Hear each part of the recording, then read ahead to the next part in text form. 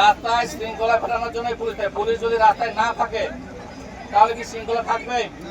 চুরি হবে, ডাকাতি হবে, ছিনতাই হবে, আপনার গাড়ির উপরই হামলা হবে, আপনারা মারামারি করবেন।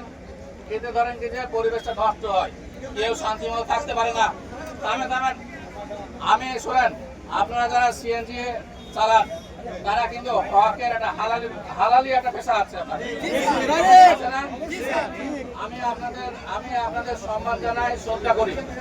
আপনারা রাস্তায় ঝামেলা হলে ওই সিএনজি ড্রাইভারই ফোন দিয়ে বলে যে স্যার এখানে ঝামেলা হচ্ছে, দ্রুত পুলিশ পাঠান।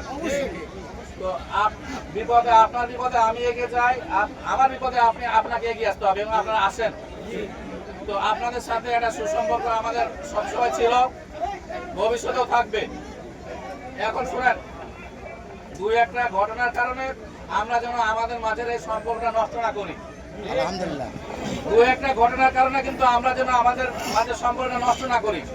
এই যে দুই একজনের ভুল বোঝাবুঝির জন্য আজকে কিন্তু শত শত মানুষ রাস্তায় আটকে আছে।